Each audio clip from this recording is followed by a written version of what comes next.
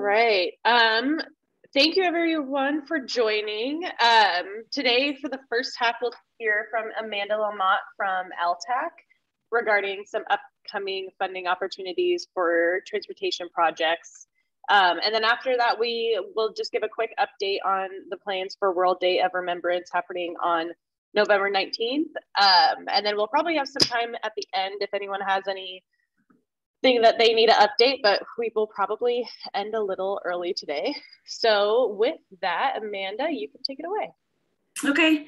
Yeah, thanks for inviting me here. We're really looking forward to these two programs. We've got applications for both children pedestrian safety and transportation alternatives with due dates coming up in December and January. So talking about this now is perfect. If you or any agencies you work with are interested in getting funding with one of these programs, I'll go over a highlight here. I also have a lot of information on our LTAC website for both of these programs if you're looking for more information. But I'll start off with children pedestrian safety.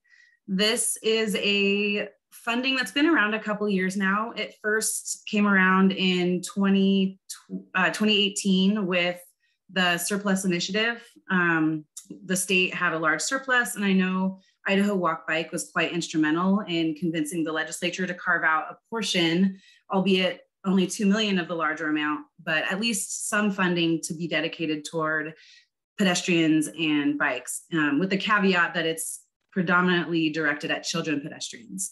So it was around in 2018 and 2019 with funding, and after a year gap in 2020, we're back in 2021 with a one-time $2 million available again. So there's $2 million available, just like the past. You can get up to $250,000 per grant, and every city, county, and highway district in the state is eligible. This is a no-match local funded program, so it's the best kind of money. You know, if you get funding, LTAC will work with you to get an agreement, write you a check, and then as long as you follow your normal procurement process that meets the Idaho state laws, then you can go do the project yourself. The focus of these are intended to be maintenance. So they're not looking to fund brand new connections through a woods in the middle of somewhere in more recreational. They're really trying to get connections where people are already walking, and mostly kids are walking along shoulders where there isn't a safe place for them to get to and from school safely. So I have a bunch of before and after pictures in here. So here's one of the city of Donnelly's from a prior round. And I love getting pictures. That's really all we require to close out the program, is getting before and after pictures and then documenting how you spent the money. But it really goes a long way in helping us convince our legislature to show that the money spent, you know, is really well spent and kids are actually using these projects. Let's see if it'll click me. Oh, there it goes. Go back. So just highlighting the popularity of the program. In 2018, we had 71 applications for $12.1 million. We funded 15 projects for the $2 million. In 2019, we came back and we had another strong application year, 65 applications requesting even more money. So just goes to show that we're really trying to tell the story that there's a huge demand across the state for this program. You know, $24 million in 2 years was requested for only $4 million worth of funding. We tried to convince the legislature to extend the program. It was originally put in with a sunset after 2 years. Unfortunately, with the chaos of 2020, the legislature and the governor were unsure of what was happening with COVID, and so they did not extend the program. However, I think the success was still recognized. LTAC did put together brochures from both years that we had funding, really showing all the before and after pictures, highlighting success, highlighting the popularity, in the hopes that we could get dedicated funding in perpetuity. So I believe that, you know, that fell through with the legislature in 2020, but they recognized the benefits of the program. And that's why we have another one-off year in 21. Hopefully we'll see a lot of success this year as well. And we can go back to the legislature next session to say, you know, we really need to make this dedicated, you know, either increase the money or at least make it so that we have funding every year. And then we've got some great before and after pictures from the city of Victor and the city of Burley on their projects.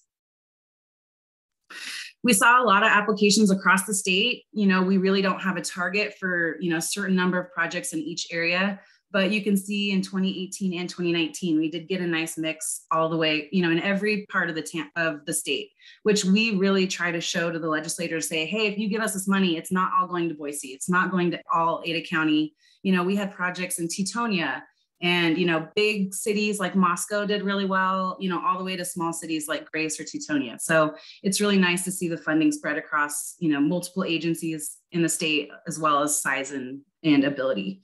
There's some more before and after pictures from the city of Kootenai and the city of Lapwai. I know Lapwai especially has been really aggressive in going after funding for sidewalks within their agency. They got a couple TAP applications the last 5 to 10 years, and between child ped safety and TAP, they've more or less replaced all the sidewalks through Main Street in Lapwai. So some example project types, if you're considering putting in an application, a lot of our projects tend to be paths and sidewalks adjacent to an existing roadway. And I'll even add an asterisk to that, and it's in the bottom in italics, but almost all of the projects that are most successful are projects that get kids to and from school.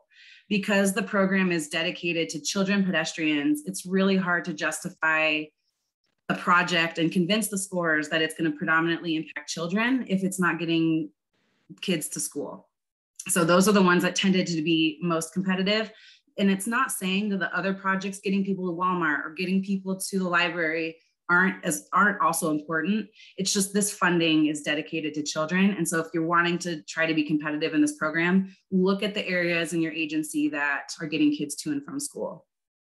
Another popular type of funded project for connecting sidewalks and paths.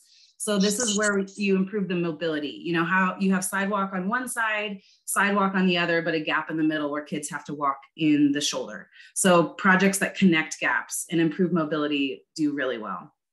And finally, the last type of project that we saw a lot of success were getting kids across the street. As you know, many of our small towns across the state and even big cities have state highways that go right through town, and often it'll cut the town in half, having neighborhoods on one side and schools on the other. So we saw a lot of applications that wanted the RRFBs. Those are those rectangular rapid flashing beacons. And I have a picture of one on the left here. Those are pedestrian activated. So they only go off when a child hits it to get across the street. And also other, easy, simple projects like speed flashback signs, just giving awareness that there's a school zone and just a little bit more than a school sign, something that flashes and that's only activated when they might interact with students. So those are the three common ones that we saw. So eligible use of funding, there's really only two ways to spend the money. One of them is to purchase materials. So you can self-perform the work if you have a lot of ability within your agency to build pathways or build roadways or install signs. You don't have to hire a contractor if you want to put all the money toward purchasing materials. You can also use grant money to hire a contractor and do the work if you don't have the ability or if you just don't have the capacity to do it. Those are the only two ways to spend the money. The legislature said, it's already not a lot of money. We want it all to go on the roads. And since there's no match, the expectation is the local agency would get it ready to advertise, and any engineering that's required before the project would be on the sponsor, whether it's a city or county or highway district, to get it ready to advertise, but that the funding would pay for the construction of the project. If you do self-perform, the grant money cannot be used to pay for salaries, equipment, or anything that you're doing in order to get the project done. Because it is 100% match, they just want it all to go toward the construction project. It cannot be used for match, whether you have federal grants in any other program, whether that's with LHTAC or ITD or other federal agencies, this local dollars can't be used for match. And the one that we saw a few accidents in 18 and 19 was you cannot use it to pay whether it's your city engineer or a contract engineer to get the project designed or built. And also, please jump in if you have any questions as I'm speaking. Don't wait till the end. So either raise your hand and someone can shout at me, but please interrupt me if I need to answer a question. So some tips as you're filling out the application is make it easy for scorers to understand what the project is. We didn't want to change the application from the previous rounds because if you submitted an application and you weren't successful in the past, we didn't want it to be a large amount of effort for you to put in another application. If you want to just resubmit what you put in before, you can do that. But there isn't a question that asks you, what is your project? You know, it more asks you to address safety and mobility, but if it will go a long way to helping explorers understand what your project is if you just give a half page or a map showing us where your project is. Also, just a hot tip, make sure it's all about children pedestrians. You know, there's lots of need for pedestrian accommodations all across the state, but this funding really is about children. So if you're trying to do a park, you know, really sell that it's going to impact children more than all park users, you know, whether that's taking pictures or doing some counts, that will really help us understand if you're not doing a project near a school. If you want to do something at a park, really sell it that it's going to impact children. There is a question on safety. Just because you don't have a crash with a vehicle at your project, it doesn't mean it's not going to improve safety. So with lack of data, you know, do things like near misses or speeding, or talk to the police, talk to your school district, you know, document, you know, take pictures of kids walking in an unsafe way. You know, there's a lot of ways to convey that your project will improve safety without having a crash to support it. And finally, the last question in the application is having letters of support. A lot of the applications we saw had the exact same letter or the exact same 2 or 3 sentences, and then where they were just signed by different people. And you'll still get points for that. But if you're really trying to nail this application and get funding, you know, I think there was like 10 or 20 projects within 1 point of getting funding. So in order to get yourself to the top of the pile, one thing I recommend is writing the letters of support yourself, and then reaching out to the school district to say, hey, can you sign this? Or your police department or your fire group or whoever you're reaching out to sign your letters of support. Everyone's busy. And if you want to get all the points, I'm sure they will say they will be grateful if you just write the letter for them, that they can either tweak or sign. So that's kind of the tips on the 2021 program. We have applications due to our website, just like previous applications, they're due December 16th. The timeline for the program is if you are awarded a project, then you should be able to get it bid ready within 90 days. The hope is that we'll have the rankings on our website by the end of December or the end of January. So we give ourselves a month to score it and take it to our LHTAC council. And because it also has to go to ITD as well for approval of the rankings, we'll get it on our website and get an agreement with the different agencies that were funded within a month, so that then you can get started and do your design if a design is required. And you'll be able to take advantage of the springtime bidding, which, as many of you know, bid prices have been all over the map. And it's always better to bid it in the spring than wait till June or July to advertise when contractors are already busy. And the reason that's important is all the projects need to be completed by December of 22. So it'll be less than a year from when you get notified you were awarded a project to when everything needs to be completed and wrapped up. And the reason for that is so that we can go back to the legislature in January at the beginning of their session and say, hey, you gave us $2 million. You know, you can trust the locals. We had applications. It was really positive and popular. All the projects were built. Here's all the before and after pictures. You know, give us more money. So that's the goal with having them all done by December. And then finally, there was a caveat in 2018 that if you were awarded a project in that first round, you were not eligible to apply in the second round. We have eliminated that because it's a one-time funding pool again. So if you were successful in either 2018 or 2019, everyone's fresh and can apply for funding in this program this fiscal year. I think after this, I'm going to jump into TAP. So at this point, are there any questions on children pedestrian safety that we want to discuss? Amanda, I have a quick question. This is Cynthia. Eligibility to apply. So you said cities, counties, highway districts, tribes, I assume, can apply?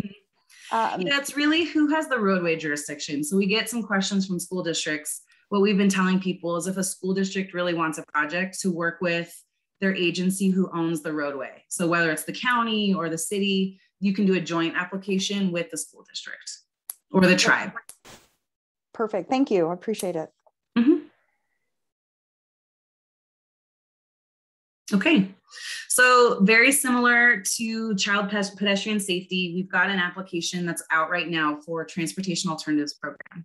This is a joint LTAC and ITD program. The funding comes from Congress. So, where child ped safety is local dollars and it's all really tied to money coming from the legislature, the Transportation Alternatives Program is clearly defined limits within our transportation bill. So prior to 2017, ITD managed all of the TAP projects that were within the state highway system and also outside of the state highway system. We heard from many of our agencies that ITD wasn't delivering all of the projects and that they weren't seeing as much success as they would like. So LTAC and ITD started working together to have LTAC administer all the projects that were outside of the ITD right-of-way, and then ITD would continue to manage the projects that were on the ITD right-of-way. So that over the last 4 years, we've kind of worked on the nuances on who's doing what. We've had several districts that have seen the success of the projects that LTAC has administered. They've also, over the last 4 years, had an extreme increase in the amount of funding and projects that they're advertising and awarding and designing. So multiple districts, I think districts 1, 2, and 3 have worked with LTAC to say, we want you to do all of our TAP projects, administer them, whether they're on the state highway system or off.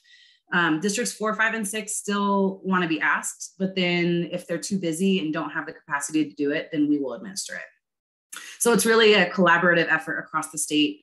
There's $3.5 million available each year for this program. We don't go out for application every year.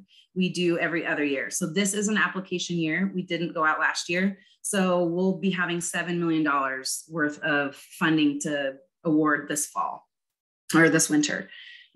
We do have about $1 million of project savings from closing out old projects. So we'll have about $8 million. And I put an asterisk there because that's based on the previous transportation bill. As we all know, we're waiting to hear what Congress is going to do, whether we get new funding with a new bill or it will be another continuing resolution and an extension. All of the drafts that we've seen for this program so far at least double the size of this program, which would be really exciting for us across the state, because this is another really popular program that we have not been able to fund nearly all the need that we have. So if the draft that we've seen most recently gets approved, then this program would swell to $22 million with this application cycle. So that being said, we're really trying to get a lot of applicants this year to make sure that we're able to take advantage of the increased funding.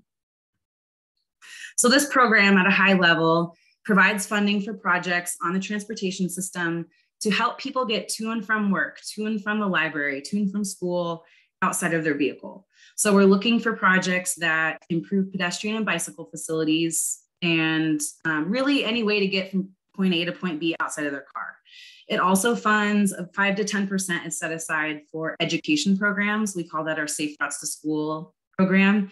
And, we have administrators in that program all across the state that do things like bike rodeos in schools and education. And we've got different managers, big group in Moscow, lots of people in the Ada County area. Probably some of you on this call are involved in that, but some of that funding is earmarked for education. So I'm mostly going to focus on the infrastructure side today because our application, most of the money does go toward infrastructure. It is federal aid, so there is a local match that's required. The state of Idaho has a 7.34% match, and this program allows up to $500,000 in grant funds per project. Where the child ped program did not allow for design to be an eligible expense, this program does allow for administration, design, and construction engineering to be qualified. So you would be responsible for just 7.34% of your project as long as it's under the $500,000. We say you must own the right-of-way. And the reason for that is, as many of you know, that can be a very difficult task to predict how long that's going to take. Sometimes you've got really willing buyers or sellers who want the project, and other times you have sellers who are not interested in giving up their right of way or having a pathway.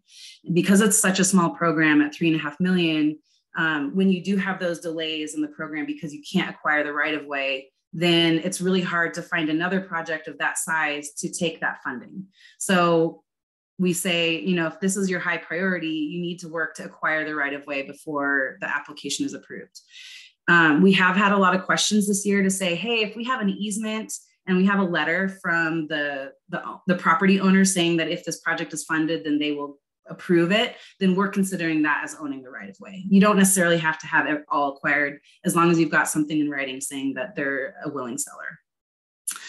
Same thing with a railroad. You know, that can also be a big problem. You know, we had a project in Caldwell a couple of years ago that they thought they had an agreement with the railroad, but they actually had an agreement with the rail line that leased the track, and UPRR owned the track. So, you know, by the time they got to the, you know, final design, they found out that UPRR owned the rail, and they had to, not only did UPRR not let them cross there, but they said, we want you to close 3 or 4 other crossings within your agency. So it's really important to have that agreement with the railroad because, you know, that can be a barrier to doing your project as well.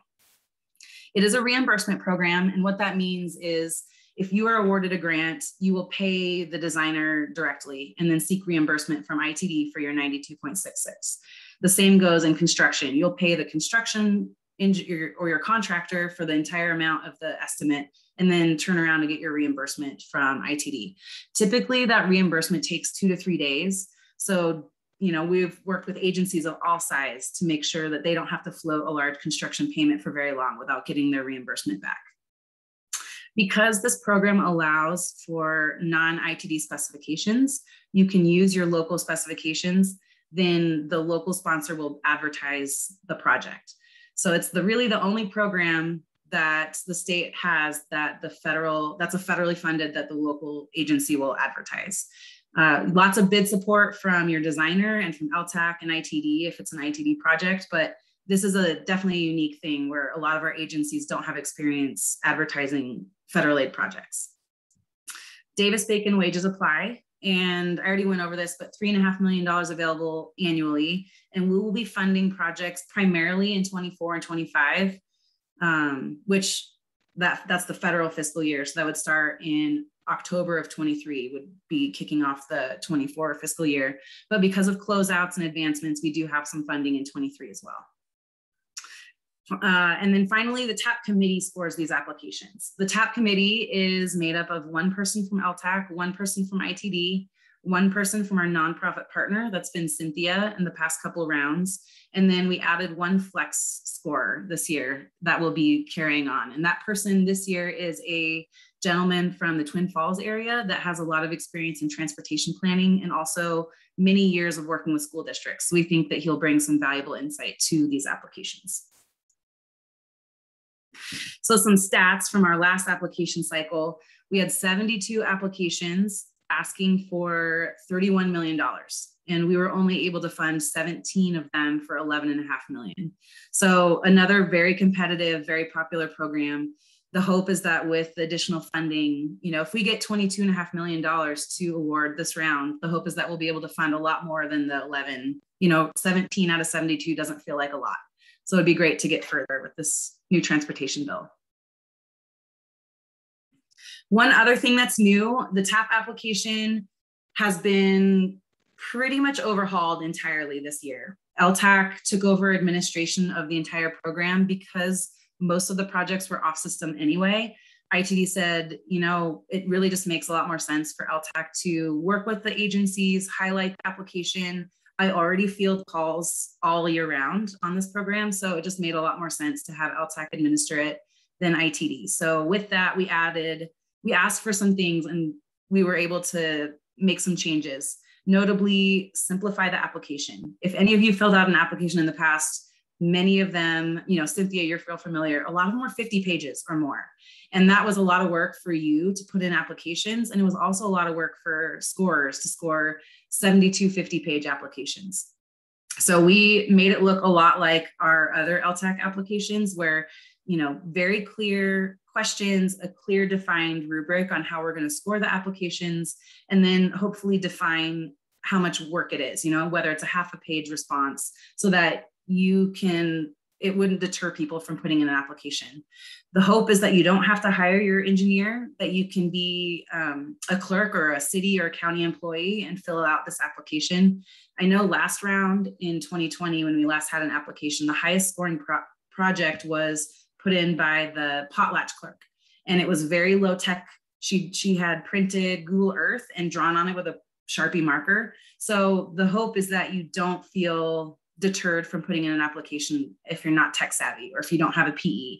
You know, the hope is that you're able to describe your project and the merits, and that will show up in your application. So that is new. It's on our website right now. The other thing we added is we are allowing $1 million applications. We're really trying to focus those on non-scalable projects. As the cost of construction has gone up, you know, what we can buy with our 500,000 has shrunk every year.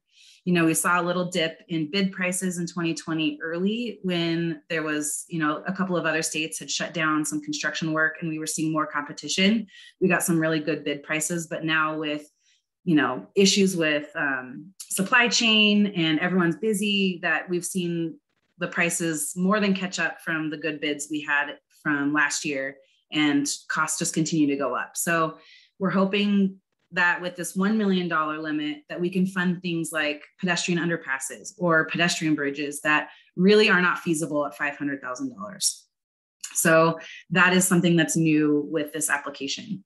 You can submit 2 applications, but we will only award 1. And this came around from 2 application cycles ago. We had 2 agencies that were each awarded 3 projects, which accounted for 80% of the funding. And it just really didn't seem fair to, you know, focus a lot of that money when there's so much need across the state. So if you want to submit 2 and you get both of them score really well, we will call you and ask you which one you would rather have. But just in an effort to spread the funding out, you will only be awarded 1 project. And if this program does increase in size and we are able to fund every application and we still have money left, then we may be able to get to 2. So just throwing that out there. Different types of projects that are successful in this program: lots of paths and sidewalks, curb ramps. We see a lot of pedestrian crossings, you know, just getting people, you know, whether that's the PHBs, those are the pedestrian hybrid beacons that actually stop cars and stop traffic, or the RFBs, which are good for 3-lane or less roadways. Those are eligible. We see a lot of reconstructing of really old and deteriorated sidewalks. The city of Lapwai, I mentioned before, they have more or less replaced all the sidewalks along Main Street. And they had sidewalks, but it was probably easier to walk in the shoulder than it was to walk on the sidewalk. They were in such bad shape. So you can replace existing infrastructure. And lastly, pedestrian bridges or underpasses. We do get a couple of those a year, but there's often a lot of local funding added to it. And I'll highlight it here. We have 1 project in the tip right now with the city of Eagle that's a $3 million construction project. There are very few agencies that can afford to do this out of pocket. You know, bike ped projects, especially bridges of that size, have a hard time getting the priorities that it needs when it comes to your city council. You know, there's so many other needs with your infrastructure. So that's why we're looking at non-scalable projects. You know, can we get some of these bigger bridges? Because you can't build half a bridge. You have to do it all or nothing. However, the city of Eagle has been able to set aside a lot of local funding and then go after grants, whether that's CDBG or, you know, money through Compass through their TMA. You know, they just started applying for every grant as much as possible. So they've gone to, at this point, they are able to fund about half of it with federal funds, and the other half will be with local dollars. And we'll be advertising this project this fall. But, you know, that's kind of why we had this increase to $1 million for applications. So that's kind of TAP. As we wrap up, I wanted to go over some of the differences between TAP and Child Ped. You know, if you have a project in your mind that you're trying to figure out what the right funding might be, you know, this is a side-by-side comparison. So for local match, TAP project is federal funds, so it does have local match, and Child Ped is 100% grant, so no match required. One thing that's not on here too is TAP, you probably won't get funding to start design and do construction for a couple years, where if you are successful with Child Ped, you'll be building it this summer. So big difference in when you get to build your projects. Award amount, you can have up to $500,000 in federal funds for TAP. I didn't put the $1 million on here, but if you have a non-scalable, even up to $1 million, and Child Ped limits it to $250,000. The project type, they're really similar with the caveat that Child Ped, obviously child's in the name, so really needs to be children focused. Environmental, this is a big one. No environmental requirements for state dollars. This could be a big deal. If you do have historic buildings, flashing signs, you'd be really surprised at how many times flashing signs cause problems with the NEPA process. You know, if you put a flashing sign into a building that's 50 years old, we often have to follow, you know, some cultural analysis to make sure it's not going to negatively impact that building. So, you know, there, depending on what your project you're looking to apply for, you know, environmental will be a critical thing to consider. Standards. Both programs will allow you to use your ISPWC standards. And even if it's on ITD right of way, we've been really successful convincing ITD to let us use ISPWC for sidewalks since it's outside of the traveling way. And finally, administration. With Child Ped, very little oversight from us. You know, that was a highlight that the legislature and the governor wanted. They said they wanted very little oversight, administration. Almost all the money goes toward the grants. With federal funds, we treat this program for TAP just like all of our other federal programs. You know, we will work with you to hire an engineer off the term agreement or do plan reviews and just make sure to protect you so that you get your reimbursement and you get a successful project. The application for TAP is due January 20th.